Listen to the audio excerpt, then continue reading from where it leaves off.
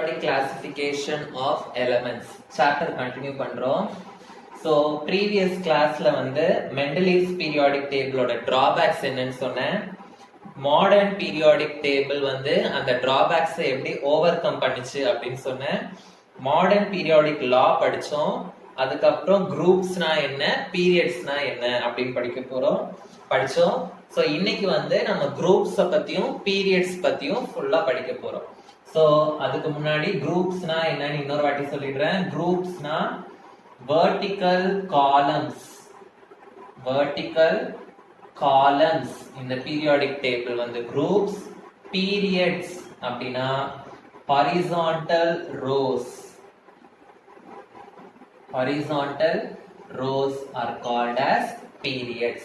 So modern periodic table வந்து 18 groups இருக்கு and 7 periods இருக்கு. So first நம்ம வந்து periods பத்தி பார்க்க போறோம். Okay, so first one வந்து period number 1. period number 1 னா first row னு அர்த்தம்.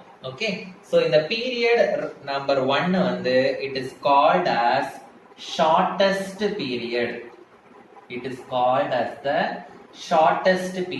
ஏன்னா இந்த பீரியட்ல வந்து வெறும் ரெண்டு எலிமெண்ட்ஸ் மட்டும் தான் இருக்கு. சோ என்னென்ன எலிமெண்ட்ஸ் இருக்குன்னா ஹைட்ரஜன் அண்ட் ஹீலியம். இந்த ரெண்டு எலிமெண்ட்ஸ் மட்டும் தான் இந்த பீரியட்ல இருக்கு. சோ அதனால it is called as shortest period. Okay, so next one period number 2 and period number 3. அதாவது second row and third row. Period number 2 and period number 3 வந்து they are called as short periods. So இதுல வந்து 8 elements இருக்கு. இந்த ரெண்டு பீரியட்லயுமே வந்து 8 elements இருக்கு. அதாவது செகண்ட் ரோலயும் 8 elements, தேர்ட் ரோலயும் 8 elements இருக்கு. Next period number 4 and period number 5. period number 4 and period number 5 வந்து it is called as long period. so இதுல வந்து எத்தனை elements இருக்கு அப்படின்னா 18 elements இருக்கு. okay, 18 elements இருக்கு. next period number 6. period number 6 வந்து it is called as the longest period. இதுல வந்து 32 elements இருக்கு. so which is the longest period ன்னு கேட்டாங்கன்னா period number 6 அப்படின்னு எழுதணும். next period number 7. period number 7 வந்து it is called as incomplete period. ஏன் it is called as incomplete period அப்படின்னா இதுல வந்து புதுசா இப்போதைக்கு இதுல வந்து எத்தனை எலிமெண்ட்ஸ் இருக்குன்னா 32 எலிமெண்ட்ஸ் இருக்கு. ஓகே, சோ புதுசா நம்ம கண்டுபிடிக்க போற எலிமெண்ட்ஸும் வந்து இந்த பீரியட்ல தான் வந்து வைக்க போறாங்க. சோ புதுசா ஏதாவது எலிமெண்ட் கண்டுபிடிச்சோம் அப்படின்னா அதை வந்து இந்த பீரியட்ல தான் வைப்பாங்க. சோ அதனால it is called as incomplete period. Okay, so new elements வந்து will be kept here. New elements will be kept in this period. So next நம்ம வந்து groups பத்தி பார்க்க போறோம். நான் சொன்ன மாதிரி எத்தனை groups இருக்கு? 18 groups இருக்கு. Groups are called as vertical column. So first வந்து group number 1. So group number 1 வந்து it is called as alkali metals.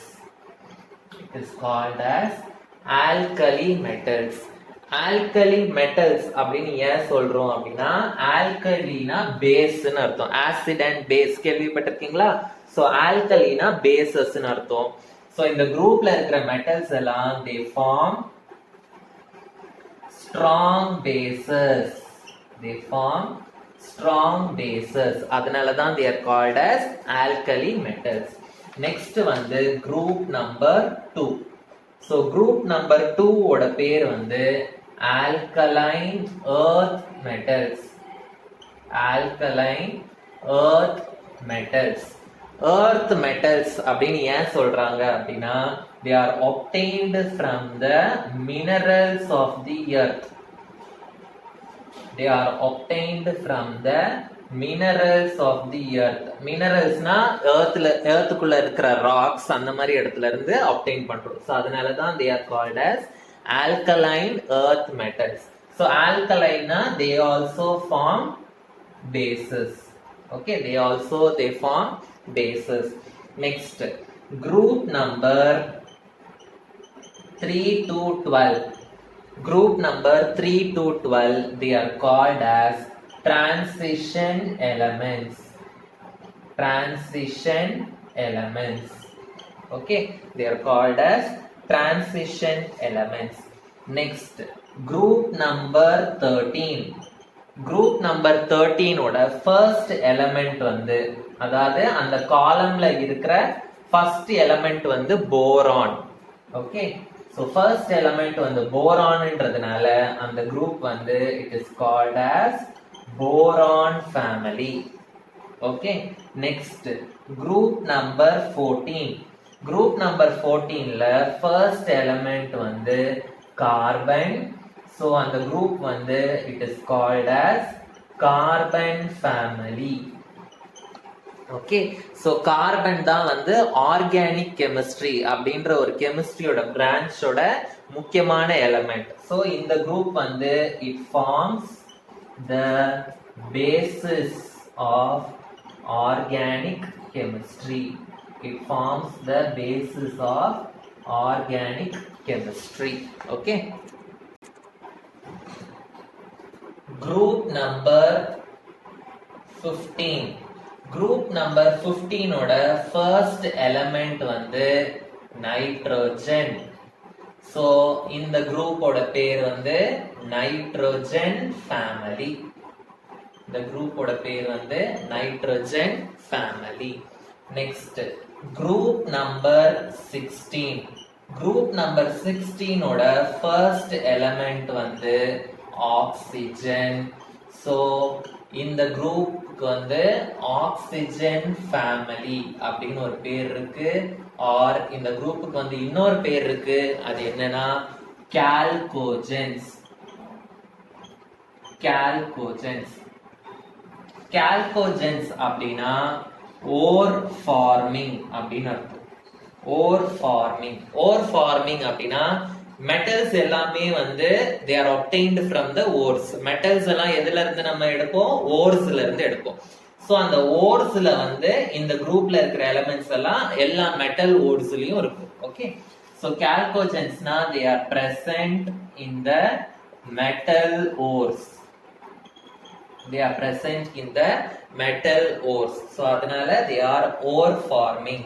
அதனால தான் கால்கோஜென்ஸ் அப்படின்னு சொல்றோம். Next, group number 17. Group number 17 வந்து they are called as halogens. இது வந்து ரொம்ப ரொம்ப இம்பார்ட்டன்டான group. Okay, they are called as halogens. Group number 18 வந்து they are called as inert gases or they are called as noble gases. இந்த குரூப்ல இருக்கிற gases எல்லாம் ரொம்ப ரொம்ப ஸ்டேபிளா இருக்கும், அதனால கம்மியா தான் ரியாக்ட் ஆகும். so they are called as less reactive. okay, they are less reactive. ஸ்டேபிளா இருக்கிறதுனால they are less reactive. okay, so இதுதான் வந்து groups and periods. next வந்து periodicity அப்படின்னா என்னன்னு படிக்க போறோம். periodicity அப்படின்னா ப்ராப்பர்ட்டிஸ். ரெண்டு ப்ராப்பர்ட்டிஸ் இருக்கு, physical property and chemical property. இந்த physical property and chemical property வந்து அகைன் அண்ட் அகைன் வந்து இந்த பீரியாடிக் டேபிள்ல ரிப்பீட் ஆயிட்டே இருக்கும். ஸோ அது எப்படின்றத நம்ம படிப்போம். ஸோ அந்த மாதிரி ஏதாவது ஒரு ப்ராப்பர்ட்டி வந்து ரிப்பீட் ஆயிட்டே இருந்துச்சு அப்படின்னா அதை வந்து நம்ம என்னன்னு சொல்லுவோம்? பீரியாடிசிட்டி அப்படின்னு சொல்லுவோம். ஸோ பீரியாடிசிட்டி அப்படின்னா the properties which repeat at regular intervals. The properties which repeat at regular intervals is called as periodicity. Okay, so அந்த ப்ராப்பர்ட்டிஸ்க்கு பேர் வந்து என்ன அப்படின்னா, எந்தெந்த ப்ராப்பர்ட்டிஸ்லாம் ரெகுலரா ரிப்பீட் ஆகுதோ அந்த ப்ராப்பர்ட்டிஸ்க்கு பேர் வந்து பீரியாடிக் ப்ராப்பர்ட்டிஸ். ஸோ பீரியாடிசிட்டினா ஒரு ப்ராப்பர்ட்டி வந்து அகெயின் அண்ட் அகெயின் ரிப்பீட் ஆகிட்டே இருந்ததுன்னா அதை வந்து பீரியாடிசிட்டின்னு சொல்லுவோம். அந்த மாதிரி ரிப்பீட் ஆகுற ப்ராப்பர்ட்டிஸ் நம்ம என்னன்னு சொல்லுவோம் அப்படின்னா பீரியாடிக் ப்ராப்பர்ட்டிஸ் அப்படின்னு சொல்லுவோம். ஓகே, ஸோ இப்போ நம்ம அதுல வந்து சில இம்பார்ட்டன்டான ப்ராப்பர்ட்டிஸ் படிக்க போறோம். ஸோ அதுல நம்ம ஃபர்ஸ்ட் படிக்க போற ப்ராப்பர்ட்டி வந்து atomic radius. Atomic radius.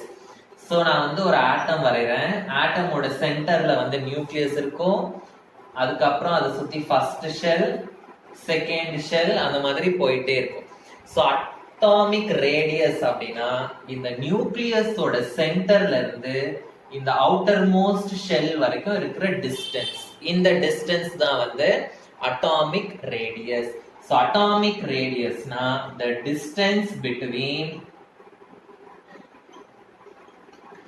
distance between the center of nucleus and the outermost shell. The distance between the center of nucleus and the outermost shell, it is called as atomic radius.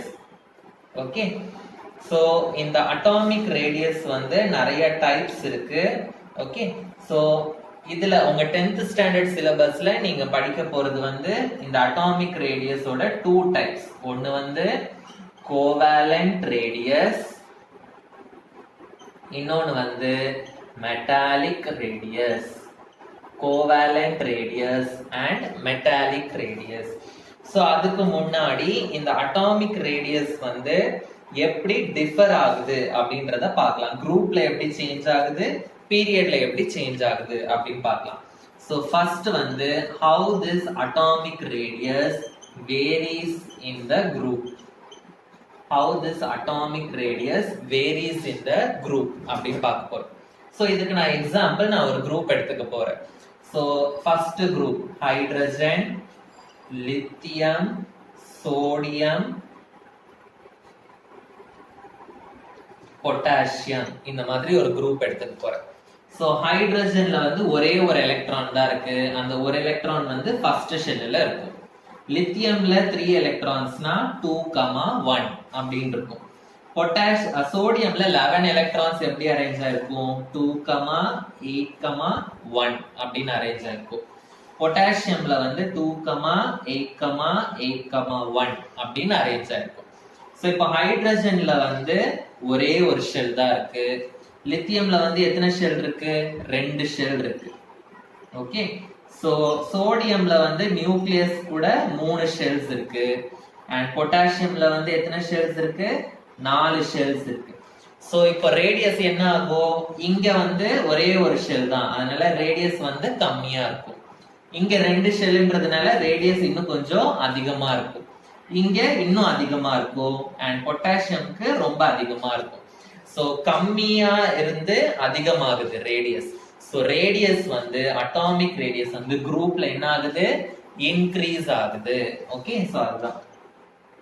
So atomic radius வந்து increases down the group. Atomic radius வந்து increases down the group. So இதுக்கு வந்து reason கேட்பாங்க, reason எழுதணும். ஏன் வந்து atomic radius வந்து குரூப்ல இன்க்ரீஸ் ஆகுது, ஏன் இன்க்ரீஸ் ஆகுது, ஏன்னா குரூப்ல வந்து நம்பர் ஆஃப் ஷெல்ஸ் வந்து இன்க்ரீஸ் ஆகுறதுனால அட்டாமிக் ரேடியஸும் எனக்கு இன்க்ரீஸ் ஆகுது. சோ ரீசன் வந்து என்ன அப்படின்னா, நம்பர் ஆஃப் ஷெல்ஸ் வந்து increases in the group. So shells வந்து increase ஆகுறதுனால எனக்கு வந்து atomic radiusம் என்ன ஆகுது, increase ஆகுது. next periodல எப்படி வேரி ஆகுது அப்படின்னு பார்க்கலாம். so variation in the period. so இதுக்கு நான் வந்து ஒரு செகண்ட் பீரியட் எடுத்துக்கிறேன்.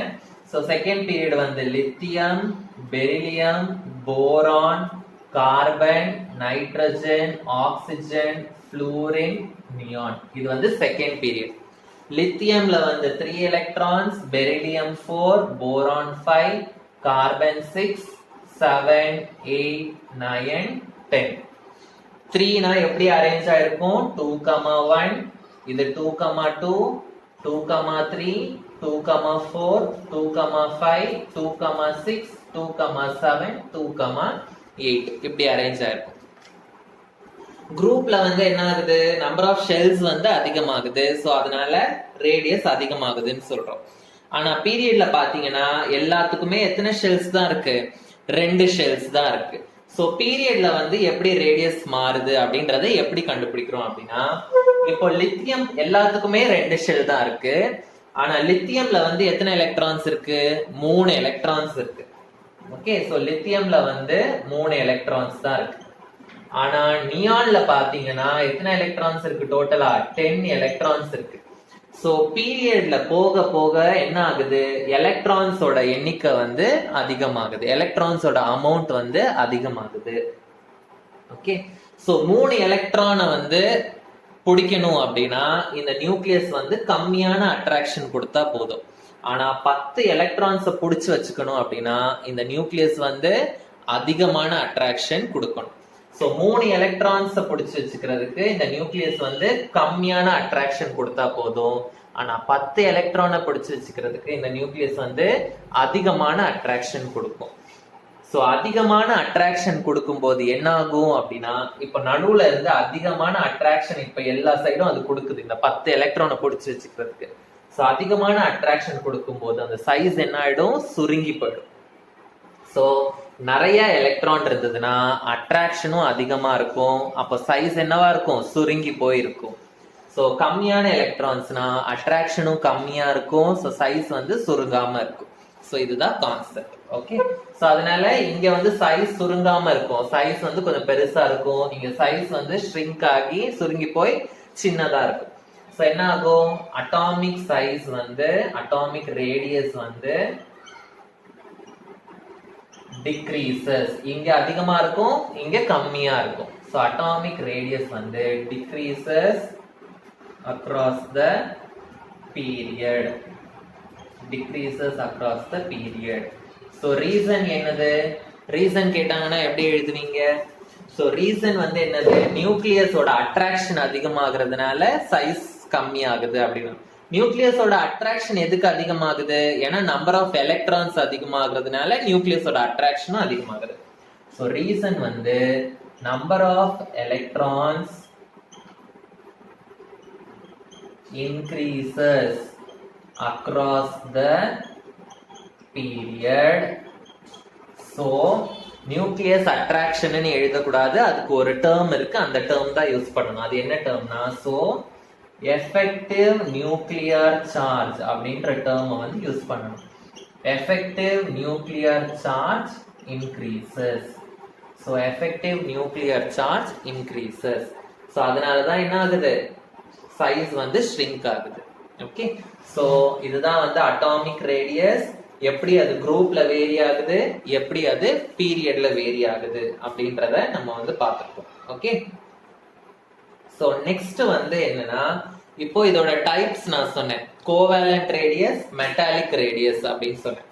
சோ இப்போதைக்கு அட்டாமிக் ரேடியஸ்னா என்னன்னு சொல்லியிருக்கேன், குரூப்ல எப்படி மாறுது, ஏன் அப்படி மாறுது, பீரியட்ல எப்படி மாறுது, ஏன் அப்படி மாறுதுன்னு ரீசனோட சொல்லியாச்சு. இப்போ கோவேலன்ட் ரேடியஸ்னா என்னன்னு படிக்கணும், மெட்டாலிக் ரேடியஸ்னா என்னன்னு படிக்கணும். சோ ஃபர்ஸ்ட் நம்ம கோவேலன்ட் ரேடியஸ்னா என்னன்னு படிக்கலாம். கோவேலன்ட் ரேடியஸ் வந்து எதுல வந்து நமக்கு தெரியும் அப்படின்னா, it is present in covalent compounds. It is present in covalent compounds. Covalent compounds அப்படின்னா என்னது அப்படின்னா, covalent compoundsனா they are formed by the sharing of electrons. Covalent compounds na enadhu? The compounds which are formed by the sharing of electrons, they are called as covalent compounds. Okay, so ஒரு atom இருக்கு. So covalent compound ஒன்னு, A அப்படின்ற ஒரு compound, B அப்படின்ற ஒரு compound இருக்கு. Okay, so இதுதான் வந்து கோவேலன்ட் காம்பவுண்ட். ஓகே, சோ ஏன்ற எலமெண்ட்டும் பின்ற எலமெண்ட்டும் சேர்ந்து ஒரு கோவேலன்ட் காம்பவுண்ட் வந்து ஃபார்ம் ஆயிருக்கு. சோ இந்த A ஓட நியூக்ளியஸ் இங்க இருக்கும், B ஓட நியூக்ளியஸ் வந்து இங்க இருக்கும். கரெக்டா? சோ இது ரெண்டுத்துக்கும் நடுவுல இருக்கிற டிஸ்டன்ஸ் என்ன? ஓகே, இது ரெண்டுத்துக்கும் நடுவுல இருக்கிற டிஸ்டன்ஸ் என்ன? ஓகே, சோ ஒரு கோவேலன்ட் காம்பவுண்ட், ஒரு ஏன்ற எலமெண்ட்டும் பின்ற எலமெண்ட்டும் ஒன்னு சேர்ந்து கோவேலன்ட் காம்பவுண்ட் ஃபார்ம் பண்ணிருக்கு. ஏன்ற நியூக்ளியஸ், A ஓட நியூக்ளியஸ் இங்க இருக்கு, B ஓட நியூக்ளியஸ் இங்க இருக்கு. இந்த ரெண்டு நியூக்ளியஸ்க்கும் நடுவுல இருக்கிற டிஸ்டன்ஸ் என்ன அப்படின்னு எழுதிட்டு அந்த டிஸ்டன்ஸ 2 ஆல டிவைட் பண்ணோம்னா, சப்போஸ் இது ரெண்டுத்துக்கும் நடுவுல இருக்கிற டிஸ்டன்ஸ வந்து நான் x ன்னு வச்சுக்கிறேன். So half of the distance x, அதுதான் வந்து என்னது? Covalent radius. சோ கோவேலன்ட் ரேடியஸ்னா half of the distance between the nucleus of the two atoms. Okay, it is defined as half of the distance between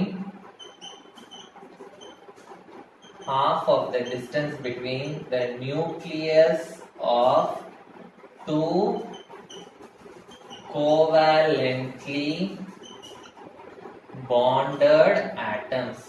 So covalent compoundல இருக்கிற அந்த ரெண்டு ஆட்டமோட நியூக்ளியஸோட டிஸ்டன்ஸ half ஆல டிவைட் பண்ணோம்னா அந்த வேல்யூ என்னவோ அதுதான் வந்து கோவேலன்ட் ரேடியஸ். So next வந்து metallic radius. Metallic radius, covalent radius வந்து கோவேலன்ட் காம்பவுண்ட்ஸ்ல பார்ப்போம்.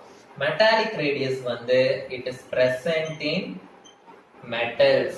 It is present in metals. Suppose நான் இப்போ ஒரு அயன் மெட்டல் எடுத்துக்கிறேன். அயன் மெட்டல்ல ஃபுல்லா என்ன ஆட்டம்ஸ் இருக்கும்? அயன் ஆட்டம்ஸ் இப்படி அரேஞ்ச் ஆயிருக்கும். கரெக்டா? சோ மெட்டல்ன்றது வந்து சாலிட். சோ அயன் மெட்டல் நான் எடுத்துக்கிட்டேன்னா அயன் ஆட்டம்ஸ் எல்லாம் இப்படி க்ளோஸா அரேஞ்ச் ஆயிருக்கும். சோ ஒரு அயன் ஆட்டமோட நியூக்ளியஸ்க்கும் பக்கத்துல இருக்க இன்னொரு அயன் ஆட்டமோட நியூக்ளியஸ்க்கும் நடுவுல இருக்கிற டிஸ்டன்ஸ 2 அத வந்து மெட்டாலிக் ரேடியஸ் அப்படின்னு சொல்லுவோம். சப்போஸ் இந்த அயன் ஆட்டமோட நியூக்ளியஸ்க்கும் இந்த அயன் ஆட்டமோட நியூக்ளியஸ்க்கும் நடுவுல இருக்கிற டிஸ்டன்ஸ் நான் x ன்னு வச்சுக்கிட்டேன்னா half of x எவ்வளோ? அதுதான் வந்து என்னது? Metallic radius. சோ மெட்டாலிக் ரேடியஸ்னா அதேதான், ஆனா இது வந்து சேம் டெஃபினிஷன் தான். இந்த ரெண்டு நியூக்ளியஸ்க்கு நடுவுல இருக்கிற டிஸ்டன்ஸ half ஆல டிவைட் பண்ணா அதுதான் வந்து ரேடியஸ். ஆனா கோவேலன்ட் ரேடியஸ்னா it is present in covalent compounds. Metallic radius na it is present in the metals. So same definition da. So என்ன எழுதுவீங்க? It is defined as same da. ஆனா இங்க covalently bonded atoms க்கு பதிலா metal atoms அப்படினு எழுதணும். அத definition. Okay? So it is defined as half of the distance between the nuclei of two metal atoms. That is called as metallic radius. அந்த 2 metal atoms-உமே எங்க இருக்கணும்? பக்கத்துல இருக்கணும். இந்த metal atom-க்கும் இந்த metal atom-குள்ள எடுக்க கூடாது. இதுக்கும் எடுக்கலாம். பக்கத்துல இருக்கணும். So 2 metal atoms which are adjacent to each other. Adjacentனா பக்கத்துல, adjacent to each other. So அதுதான் வந்து மெட்டாலிக் ரேடியஸ். ஓகே, சோ இது வரைக்கும் இன்னைக்கு நான் எடுத்திருக்கேன். சோ மீதி வந்து நான் நாளைக்கு கண்டினியூ பண்றேன். சோ இன்னைக்கு நான் பீரியட்ஸ்னா என்னன்னு சொன்னேன், குரூப்ஸ்னா என்னன்னு சொன்னேன், அட்டாமிக் ரேடியஸ் குரூப்ல எப்படி சேஞ்ச் ஆகும், பீரியட்ல எப்படி சேஞ்ச் ஆகும், and types covalent radius, metallic radius. Okay, so the remaining வந்து I will continue in the next class. Thank you.